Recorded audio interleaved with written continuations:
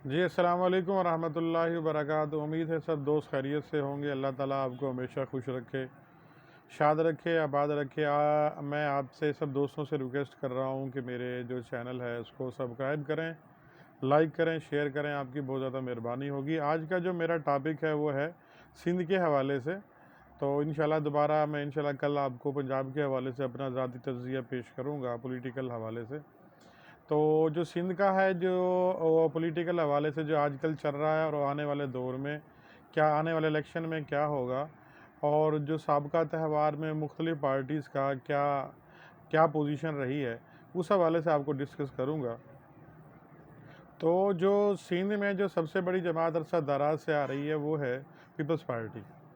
और 70 के त्यौहार में जब MKM मुत्तहिदा कौमी मूवमेंट, महाजर कौमी मूवमेंट उन्होंने स्टार्ट की कॉलेज से, कॉलेज के बाद फिर वो अवानों में MPA, फिर MNAs।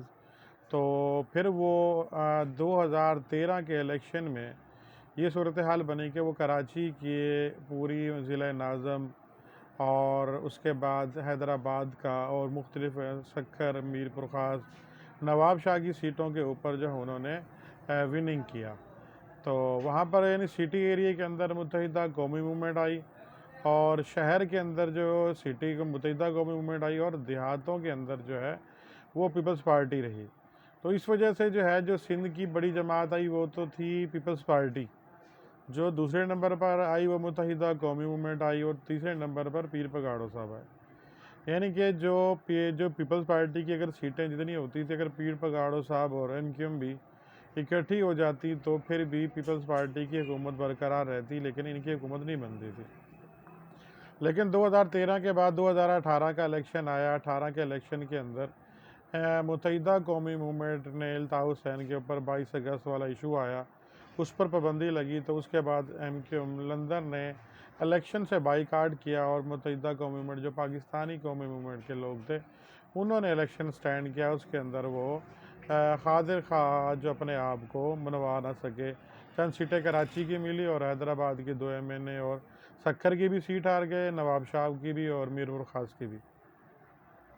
उसके बाद आ जाती है PTI। PTI जो है वो इस वक्त जो इलेक्शन हुआ 2008 में, तो उस वक्त PTI ने अच्छा खासा वोट लिया मुख्तलिफ़ सीटों से, कहीं से 2000, कहीं 3000, 3200, 3500, 3800, और कहीं कर 12000, 15000 वोट भी PTI ने इमरान खान साहब के होते हुए हासिल किया।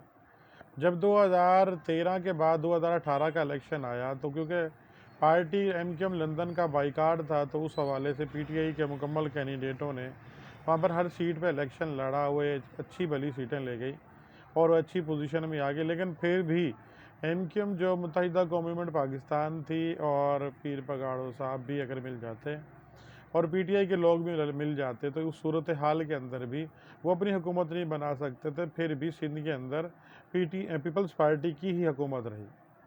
लेकिन जब अब सुनने में आ रहा है जैसा कि MKM के फिर मुख्तलिफ टुकड़े बन गए, PIB कॉलोनी का एक फ़ारूक सत्तार के हवाले से काम शुरू हुआ, फिर उसके बाद बहादराबाद खालिद मकबूल सदीकी, आमिर खान वगैरह वगैरह, उन लोगों ने फिर एक अलग सेटअप बनाया। फिर उसके बाद PSP बनी, जो अल्ताफ़ हुसैन साहब के होते हुए भी अलग हो गए। तो उस वक्त में आमिर खान के आने के बाद फिर जो है वो अलग हिस्से में तकसीम हो गए। उसका अनीस कैम खानी और मुस्तफ़ा कमाल ने उसको PSP को लेकर चले। उसमें फिर जब वो स्टार्ट हुई तो बहुत से MPA, बहुत से MNA जो मौजूदा थे, उन्होंने मुत्तहिदा कौमी मूवमेंट को छोड़कर जो है PSP में ऐलान करते रहे। लेकिन PSP ने मुकम्मल इलेक्शन स्टैंड किया, ग्राउंड पे इलेक्शन स्टैंड किया, लेकिन उनको किसी किस्म की कोई कामयाबी हासिल ना हो सकी, क्योंकि PSP के पास अभी क्योंकि एक नई जमात थी, लेकिन उसको भी कोई ना कोई कहानी दी गई कि अभी तुम्हें ये मिल जाएगा, वो मिल जाएगा। लेकिन उस सूरत हाल में PSP के जो ख्वाब थे वो चकनाचूर हुए, और उसको कोई हासिल वसूल ना हुआ। तो उसके बाद आ जाती है बहादराबाद की पोजीशन। बहादराबाद के साथ लोग जुड़े रहे थोड़े थोड़े कर कर, लेकिन इस वक्त भी मौजूदा सूरत हाल के अंदर भी बहादराबाद अगर इलेक्शन लड़ता है भरपूर तरीके से, अगर MKM सारी इकट्ठी नहीं होती, तो उस सूरत में ये सीटें भी वो लूज़ कर सकते हैं, अगर ये लोग आपस में मुत्तफिक ना हुए तो। उसके बाद आ जाती है हमारी PTI। तो खान साहब की जो इस वक्त सूरत हाल है, क्योंकि वहाँ पर सिंध एक वाहिद सूबा है जिसके अंदर नज़रियाती वोट पाया जाता है, यानी कि जो पीपल्स पार्टी का वोटर है वो पीपल्स पार्टी का ही वोटर है, भले वो कुछ भी हो, वो पीपल्स पार्टी के अलावा वोट किसी को नहीं देगा। बाकी रह जाता है मुत्तहिदा कौमी मूवमेंट की बात, तो जो मुहाजिर वोट है, उर्दू स्पीकिंग वोट है, जो सिटी एरिया के वोट हैं, वो किसी को भी देने के लिए तैयार नहीं है, वो मुत्तहिदा कौमी मूवमेंट को ही देते हैं। तो उसके बाद पीर पगाड़ो साहब की पोजीशन आ जाती है। तो जो अंदरूनी सिंध में सक्खर के इर्द गिर्द की जो पोजीशन है, उसके अंदर पीर पगाड़ो साहब के मुकाबले में भले कितना बड़ा मजबूत कैंडिडेट आ जाए, कोई भी आ जाए, तो वो पीर पगाड़ो साहब के अलावा किसी को भी वोट देने के लिए तैयार नहीं, क्योंकि उस वक्त गैप था और पीटीआई ने इलेक्शन लड़ा। मुत्तहिदा कौमी मूवमेंट अल्ताफ़ हुसैन ने इलेक्शन से बाइकाट किया, पीटीआई के कैंडिडेट खड़े हुए।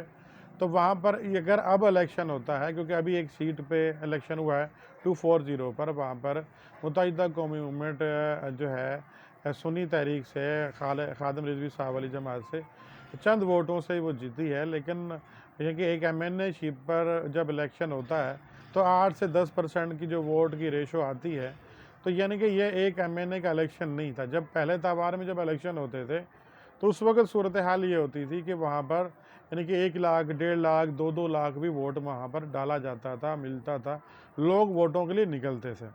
अगर इस वक्त अगर जो इलेक्शन 2023 में इंशाल्लाह मुतवक्के है, अगर वो इलेक्शन होता है और पीटीआई वहाँ से इलेक्शन लड़ती है, तो मेरा ज़ाती तज़किया ये है कि शायद वो 2-4 सीटें मे भी ले जाए तो बड़ी बात है। लेकिन हाँ, वोट उसको कुछ ना कुछ मिलेगा, क्योंकि पीटीआई ने को थोड़ा बहुत वहाँ पर लोगों को वर्कर जुड़ा है, लेकिन थोड़ा बहुत। लेकिन मुझे मेरे ज़ाती तज़किये के ज़रिए, कुछ मीडिया के ज़रिए, कोई लोगों के टीवी चैनल के ज़रिए मालूमात हो रही है कि मुत्तहिदा कौमी मूवमेंट सारी इकट्ठी होने जा रही है। और अगर एमक्यू लंदन अगर उसके मामलात हल हो जाते हैं, तो अगर ये सारी एमक्यू में इकट्ठी हो जाती है, तो एमक्यू वहाँ से सेम जो पहले उनकी सीटें थी, यानी कि खसूसी नशिस्तें मिलाकर 25 एमएनए बने और 52 एमपीए बने, उनके 8 सेनेटर बने, अकलियत की सीटें थी। गिलगित बल्तिस्तान में उनका एमएनए बना और जो है आज़ाद कश्मीर में भी बना, तो वो सेम अपनी सीटें लेके जा सकती है। अगर मुत्तहिदा कौमी मूवमेंट इकट्ठे नहीं होती, उस सूरत हाल के अंदर फिर ये है कि पीटीआई कुछ सीटें ले जाएगी और कुछ पीपल्स पार्टी को मिलेगी, क्योंकि सिंध की जो सबसे बड़ी जमात है वो तो पीपल्स पार्टी, और मानने की बात है वो पीपल्स पार्टी ही रहेगी। तो इस हवाले से ये था कि जो मेरा ज़ाती तज़किया यही था कि अगर पीटीआई इलेक्शन लड़ेगी, अगर इकट्ठे हुए, तो एमक्यूएम वाले तो पीटीआई को कुछ मिलने वाला नहीं है।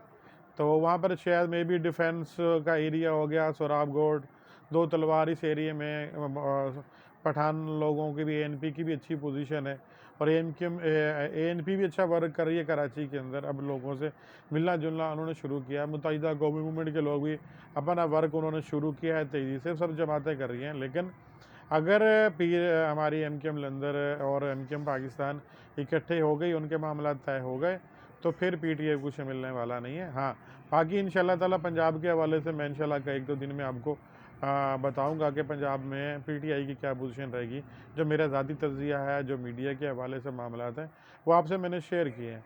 अगर इस हवाले से भी कोई मेरी बात बुरी लगी हो किसी दोस्त को, तो मैं माज़रत ख़्वाह हूँ, लेकिन मेरी बात इंशाल्लाह काफ़ी हद तक बेहतर निकलेगी। मैं एक छोटा सा सियासी पॉलिटिकल वर्कर हूँ, तो मेरा ज़ाती तज़किया यही रहेगा कि वहाँ पर पहले नंबर पर पीपल पार्टी आएगी, और दूसरे नंबर पर जो है एमक्यूएम आएगी, और तीसरे नंबर पर पीर पगाड़ो साहब आएंगे, और चौथे नंबर पर नून लीग भी में भी आ जाए, या पीटीआई आ जाए, या कुछ और लोग भी हो सकते हैं। मिलजुल कर अगर आएंगे तो ठीक है, क्योंकि सिंध में जो है नज़रियाती लोग हैं, वहाँ पर पार्टी वोट मौजूद है। वहाँ पर जैसे हमारे पंजाब के अंदर सूरत हाल होती है, वो सूरत हाल नहीं है कि जो कैंडिडेट के हवाले से भी वोट होता है, वहाँ पर नज़रियाती वोट होता है। तो बराए मेहरबानी मेरी बात को जो है पसंद कीजिएगा, उसे लाइक कीजिएगा, शेयर कीजिएगा। बहुत मेहरबानी। अस्सलाम वालेकुम वरहमतुल्लाहि वबरकातुहू।